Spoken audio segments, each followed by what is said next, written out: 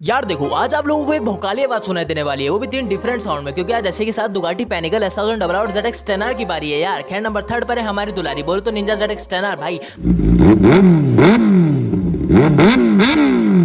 भाई साउंड को जिसने दिल से नाचा उसने चाहा ही क्या फिर। खैर नंबर 2 पर है BMW की सफेद परी, बोले तो BMW S1000RR।